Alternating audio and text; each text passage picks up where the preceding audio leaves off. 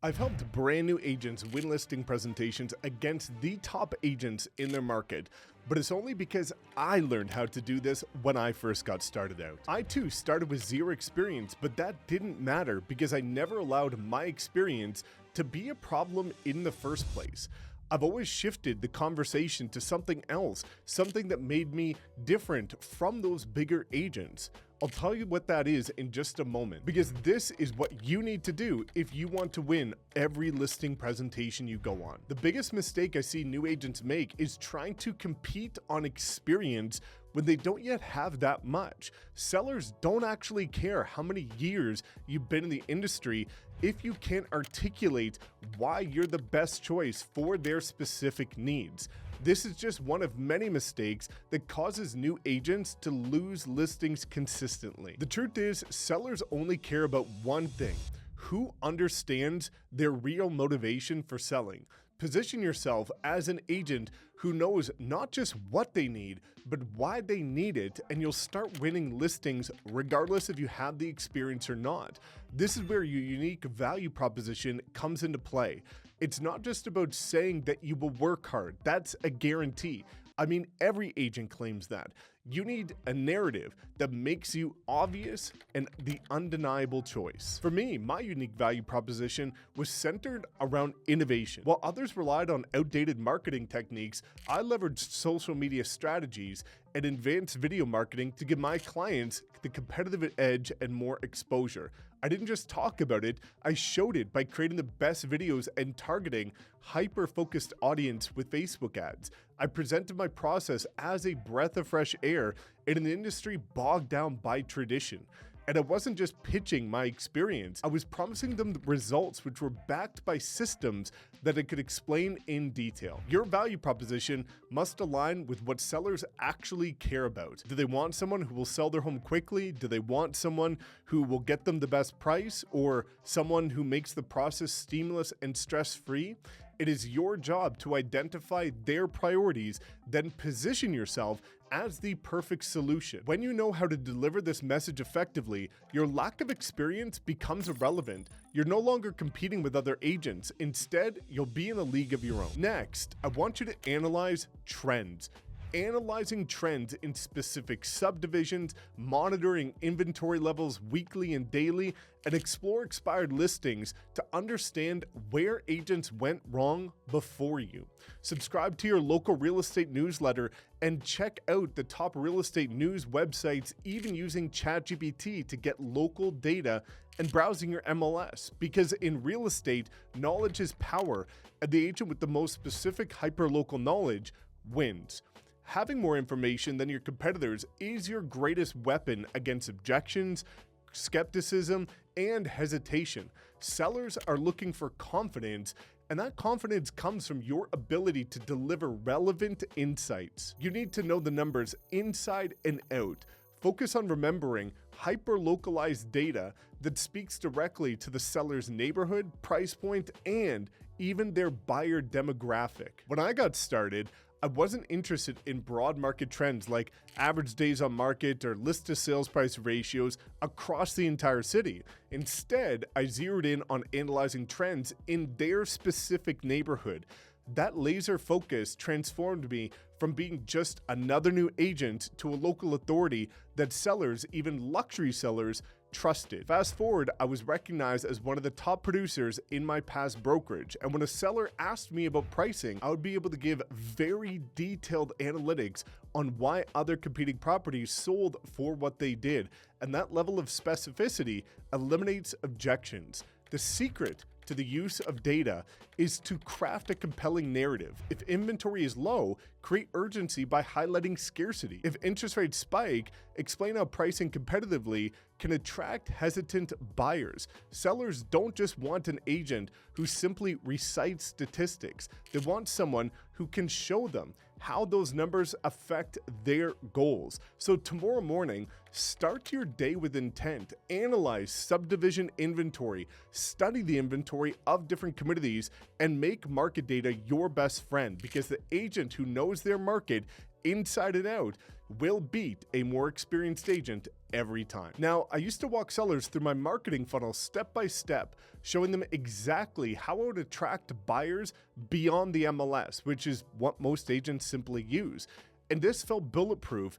And that's the point. Sellers want proof instead of promises. And if you could show them that, you become the obvious choice. You're not just in the business of selling homes, you're selling possibilities. Sellers don't just hire you because you have the best marketing plan or the shiniest listing presentation. They hire you because you tap into their emotions, their aspirations, and their needs. Because it's not just the biggest financial decision they'll make, it's also the biggest emotional decision. This is exactly where psychology plays a role. Every single seller has unspoken emotional triggers that guide their decisions. If you focus on this one emotional trigger, this one basic human need, you can even win against the biggest, most experienced, well-known agent in your market. The need I would focus on first is trust and communication. Trust is what turns skepticism into a signed contract. When I explain my marketing funnel, I would show them exact examples of the Facebook ads that I would use in order to put their property in front of more serious buyers, how my YouTube content would draw in out-of-town prospects, and how my creative Facebook retargeting campaigns would keep their home top of mind for anybody who showed interest across any platform. For example, one seller was worried because their home sat on the market for months with no real interest with the prior agent. So I pulled up the data from a similar home that sold in the same neighborhood and walked through the steps that I would take to position it competitively, and showed how that could lead into multiple offers, which it actually did. That level of transparency made me the obvious choice. The secret is understanding that trust doesn't just come from how long you've been in the business, it comes from your ability to connect strategically to their specific fears and goals. If you master this, you'll stop competing on experience, branding, or budget.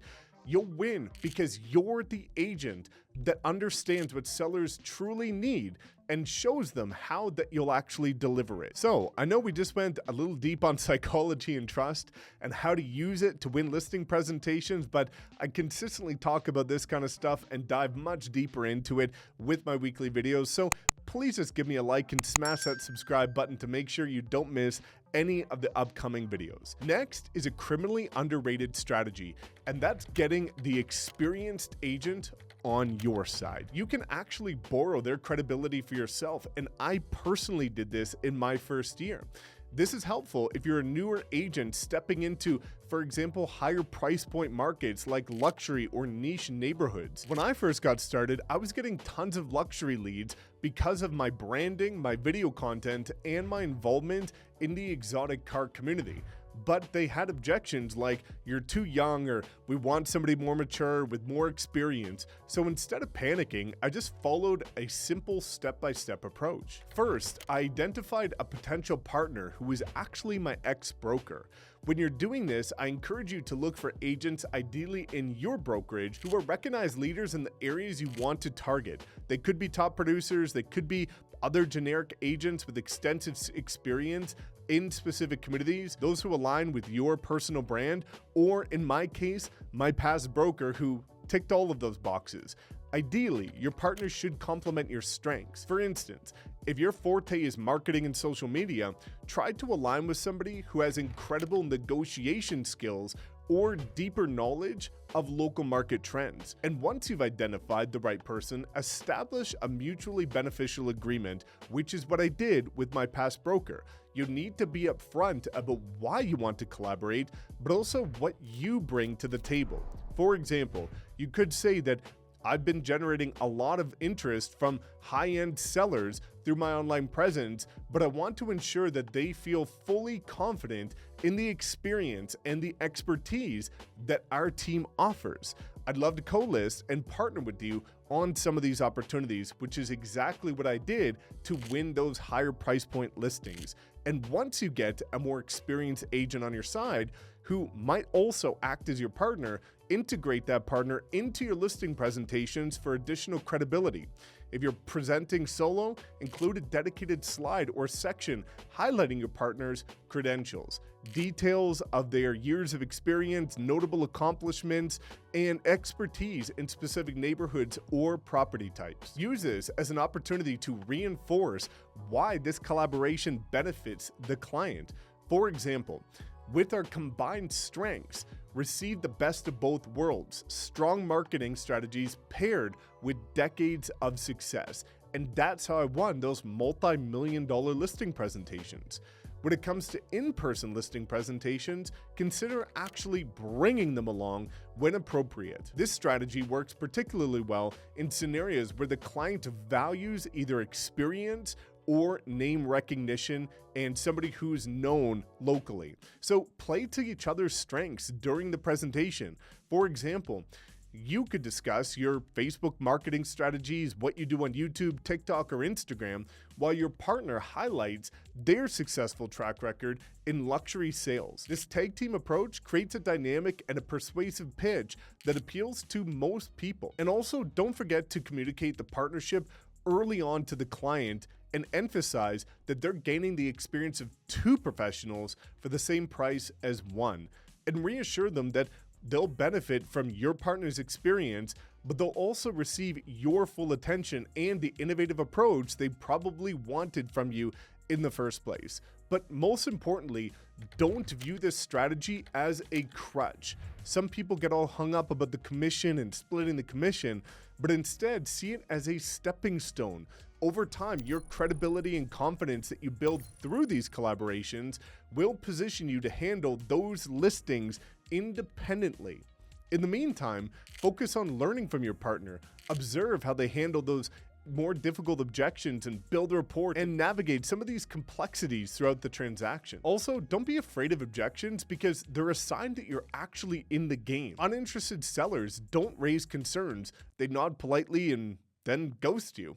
So when a seller challenges you, it means that they're considering you, but they need reassurance from you. So how do you reassure them? You preempt and practice handling your objections. Start by understanding the most common objections sellers have, which are pretty obvious, and these could be commission rates and pricing strategy or your level of experience. Now, every objection has a root cause. When sellers push back on commission, it's often because they don't fully understand the value that you bring to the table. So preempt this by weaving in your value proposition from the start. Instead of waiting for them to ask, explain your strategies like neighborhood-specific marketing campaigns that deliver high list to sales price and lower days on market. Practicing a response is just as crucial. Objections can throw you off if you're not prepared, so rehearse handling them until it feels natural and confident for you to do in the actual moment. For example, if a seller says, "Why should I pay you 6% commission when another agent offered 4%? A strong response could be, "I understand how that can seem appealing at first, but agents who discount their commission often lead to a mediocre experience. I'm investing into marketing that attracts serious buyers that are willing to pay top dollar with your home getting sold faster, and that's how I make sure that you walk away with the best possible outcome." Another critical element is emotional intelligence.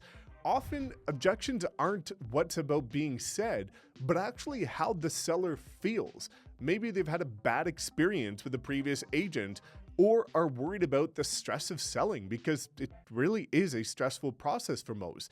I want you to acknowledge their feelings, validate their concerns, and then provide a solution. For example, if they express worrying about juggling showings in their daily life at work, you could say, "I completely understand how overwhelming that can feel. That's why I use tools like 3D tours and videos on YouTube and pre-scheduling open houses to minimize the disruption while still making sure your home gets the attention it deserves." And finally, treat objections like opportunities. Each one gives you a chance to reinforce your expertise and reassure the seller that they're in the right hands. Approach them with confidence, sympathy, and a solution-focused mindset. And you'll find that objections lead to stronger commitments. Now, I'm sure you're tired of walking into listings and feeling outmatched by those big name agents in your market, but if you want to learn even more so that you can become that big name agent yourself, I want to introduce you to the opportunity to book a call with me and my team